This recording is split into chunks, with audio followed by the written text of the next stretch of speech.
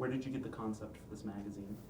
Well, our original inspiration, we originally had a different title for this magazine. It was originally going to be called The Virgin Issue, inspired by Lord's most recent album. But we decided to go with Purity Issue because we feel like a lot of today's society is centered around purity, and there has been a strong shift in the last couple of years towards purity, and we really wanted to examine that in a new issue. What was the inspiration behind the cover? Well, we went through a lot of different cycles and ideas for the cover, but ultimately we decided on more of a Renaissance-inspired painting idea. And I looked at a lot of different artists, and I landed on this one artist named Megan Stevenson. And we decided that we wanted to do kind of like hands picking apart like a flower, mainly because flowers represent purity or ideas of virginity or cleanness, simplicity, and also the idea of painting, that being something that's like soft and pure, that's something we kind of wanted to cultivate. So yeah, that's kind of where the idea, the cover came from. Welcome back to the podcast. The Purity issue of State Press magazine is available in newsstands near you. On today's episode, we're going to talk to two different authors from the magazine to get insight into their creative process and how they came up with their ideas for their stories. CJ Stevenson interviews reporter Lulu Zettler. And Matthew Marengo is interviewing Jude Banihani. I'm Natalia, Jarrett. And I'm Wendy, Maddox. And this is State Press Play. Hello, my name is CJ Stevenson. This is Lulu Zettler, and today I'll be interviewing her about Not Naked, But Nude. Lulu, can you tell me about the process that you had when writing this article? Yeah, so it was my first article. So, the process is you kind of just like start out and you would do like your first draft or your 3 pitches. So I pitched 2 other ideas with it, and so I just did my pitch, which is just kind of giving the outline of the story, like the idea and whatnot. And then obviously the first thing I went and did is I reached out to the professor of the class that the story is about. So I reached out to him, and he let me kind of sit in on one of his classes and talk to the students and stuff. So once I did that, I had a lot of material to go off of to kind of finish it up. What students did you pick out for your article? Yeah, so I was obviously able to like sit into the class. So I was kind of sitting behind a couple people. I interviewed one person that the professor had recommended to me that I should chat with. And then the other 2 people were just people that I was sitting behind. I could see what they were working on, so I chose to chat with them. Can you talk a little bit more about like the research aspect of this that you had to go into before you did your article? Yeah. So, figure drawing, I feel like it's not something that, like, a lot of people know a lot about. I didn't know a lot about it, so I honestly just did, like, a pretty broad Google search, learn a little bit more about it, what the ideas are, and then the professor was able to give me a lot of information, but in terms of, like, historical stuff, I just looked up, like, the history from the very beginning and just kind of looked through all of that to kind of get a better idea of kind of, like, its importance throughout history. I know when I do drawings, sometimes it looks like cave drawings, so yeah. I'm sure a lot of those students were a lot better than me. Yeah, no, they were really good. The artist that I talked to, actually, she was like big on figure drawing, so she shared a lot of stuff that we could like use for the paper and whatnot. So that was super cool too.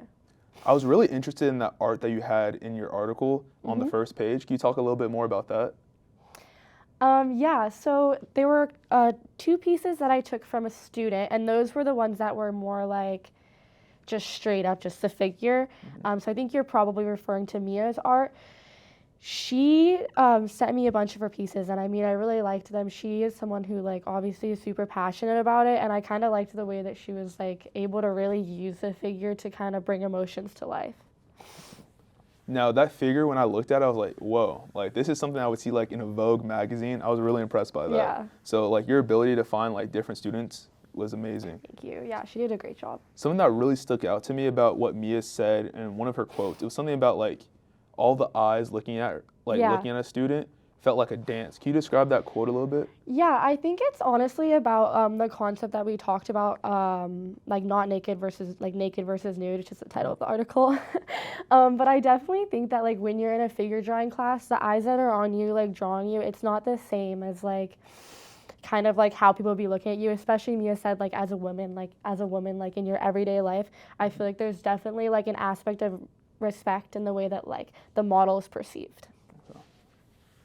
Now, in this class, you have like an actual model. Do they have to sign like NDAs? Do they have to like, no? No, I mean, it's not a big deal. I also think it's like, they talked a lot about the exchange between the artist and the model. Like, the model is coming there and they're doing something, like, for the students. They're giving them something, like, so they can draw. And also, a lot of these models are, like, art students. Like, they're really familiar with it. So I feel like as long as, it seems like they're really good at, like, maintaining respect, and no one really seems too nervous or nothing. Okay. Now, is it a different model every time, or is it like the same model? Yeah, they like, there's different models. I only saw the one, but they like cycle through different ones, lots of like different bodies, and I think, yeah, you kind of get an idea of like lots of different types of people. Okay. Yeah. That sounds like something I'll be interested in. Maybe another episode we can do a tour. CJ is the model, but that's another episode. But anyway, going back, Lulu, is there anything that shocked you when writing this article? I wouldn't say like anything shocked me. I think that just the idea of figure drawing and how it kind of, the role it has kind of played throughout history and then up until like its relevance today, I think that it has like a lot bigger impact on just like art in general than a lot of people like let on or like talk about. So I thought that was a little bit surprising.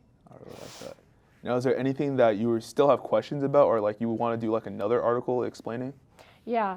No, I don't really think that I'll like write another article about that specifically. I do think that there's like, I think it would be interesting to learn about more how figure drawing has like been utilized maybe by women or by all sorts of people throughout history. I think that would be interesting, just like a more deeper delve into the historical aspect. Mm-hmm. This is the last issue of the semester. What was the best moment from SPM? Well, there are so many. So many, yeah. But I think the funniest was Lavanya, our design editor. She would constantly just get super tired during our edits and lay down in the middle of the mag office, and she eventually decided she was going to order herself a little bed. So she did. Yep, it's shorter than her, but we all do fit on it. Yes. It's like a toddler bed. It's covered in dinosaurs. It's blue, has a pillow, and it's under our extra table next to our desk. Yes. And it's foldable, so easy storage and great for sleeping during production days. Pretty especially. soft. Yeah. It's comfortable, yeah. Yeah. Very comfortable. Better than some of the dorm beds here. Yeah. Hi, my name's Matthew, and today I'm joined by Jude Banihani, and today we're talking about her article, Hijabs and Harm. First of all, can you just tell me a little bit about the reasoning behind why you wanted to write this article? So in my sort of like to-do list for journalism, I keep a list of different stories I'd like to write eventually, whether it's like on my personal blog or for State Press. And this was always on the list. And when I saw that for this month we were doing the purity issue, I felt like this was like the perfect time to do this article. What are kind of the decisions that go into making it either a State Press article or, as you said, one of your personal ones? I feel like if it fits into one of the themes of the State Press magazines, then it's going in the State Press. And then my personal blog, I like to focus on like politics, history, things like that, so not as much like ASU related pieces. And then for this specific article, can you talk a little bit more about the thought process that went behind when you were getting these interviews, when you're writing, just kind of what was going through your mind from the beginning till the end? So I'm a part of a club at ASU called Sadiq, and it's like the MENA Student Union. So I knew that there were like a lot of girls in the organization who could speak on this topic, and then I sort of wanted to like get a wide range of people. So I wanted to interview people who wore hijabs, people who did not wear hijabs, people who were not necessarily Arab, because I feel like everyone already associates Islam with the Arab community, but I wanted to highlight non-Arab experiences. And then in your article, you talk a little bit about kind of the differences of the culture surrounding this stuff, depending on where you are. Can you give like a little synopsis on what you found to be different from, Arizona to maybe America in general and then other countries? Mm-hmm. So I guess one thing that I try to get across in this article is that when a lot of like Muslim communities leave like Muslim majority countries, so I'm from Jordan and we're a Muslim majority country, but when a lot of people like immigrate to like Western countries in particular, we tend to congregate in groups with each other, and this can sometimes cause like a type of strictness on the religion that you wouldn't find back home, because I think when people immigrate or move abroad, they're scared, they're worried about losing their culture or like losing their kids in this new society. So this pushes them to be more strict or judgmental on certain things that people back home wouldn't necessarily be judgmental on.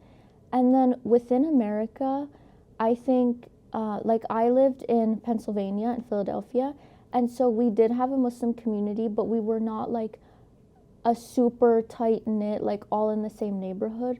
Whereas I've talked to Muslims who are from Detroit, Michigan, or I'm sorry, Dearborn, Michigan, which is like a very Muslim area, and that experience is so different because, you have like Muslim-owned businesses, a ton of mosques, and, here in Phoenix, for example, like we don't really have that.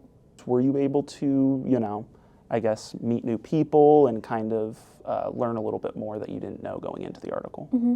So I met someone new who I've never met before, like haven't interacted with her ever, and so I thought her experience was really interesting because she talked about how being a Black Muslim, like a lot of people think that the way she practices Islam is incorrect or not the proper way, and like that does show that in our like culture and sort of our like communities that there is a lot of racism, which obviously is not okay, and it like really hinders the Muslim community because we want to make people feel welcomed and feel like they want to choose this religion rather than pushing people away because of their race or whatever it is.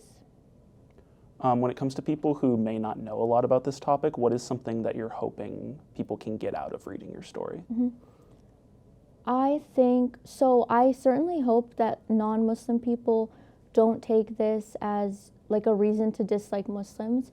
There's a lot of really great aspects to our religion and to our community here in the US and in Arizona. But I hope that Muslim people who have never thought about like this haram police concept or have never thought about how like judgment pushes people away from religion, I hope they can read this and understand that like these comments and these judgmental attitudes can be really hurtful and do the opposite of like the intended effect. One thing I found interesting that you mentioned in your article was how the culture has kind of made it seem, like the outside culture has kind of given this stereotype of like women who wear hijabs being like trapped. Do you have any ideas where those kind of stereotypes could have come from? So I think to the non-Muslim eye or to like the Western eye, there's this association with freedom and like nudity almost. I don't know if that's the correct word. And there's like this association that when women like cover up or are more modest, it means they're not free or it means someone wants them to do that. So I think that's where the association comes from.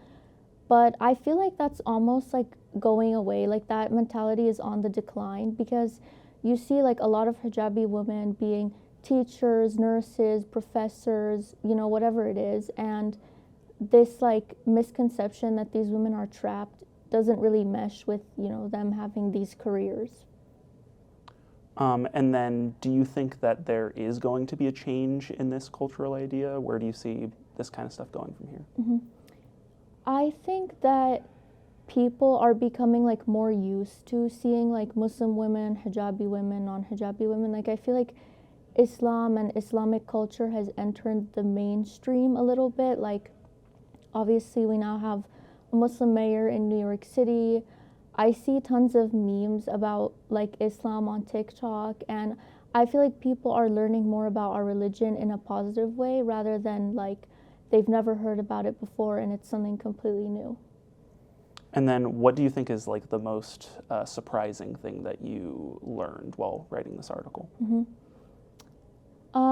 I spoke to one girl who told me that so she wears hijab, and she was saying that a lot of people in the community like look down upon hijabi women more than non-hijabi women, because once you, like, it's sort of like when you don't wear it, you get this pass because people are like, oh, whatever, you don't wear it, you're not that religious. But when you wear it, it's like you don't get that pass, and anything wrong you do, it's like they highlight it even more or focus on it even more. Well, thank you for coming here to talk about your article. Thank you. That's all for this episode of State Press Play. I'm Wendy Maddox. And I'm Natalia Jarrett. State Press Play is produced by our podcast desk editor, Connor Greenwall, and our VidPod editor, Grace Johnson. Our original music is by Ellie Willard and Jake LaRoe. Special thanks to our managing team, Matthew Marengo and Ava Pagis. You can check out all these stories and more on statepress.com. See you next time.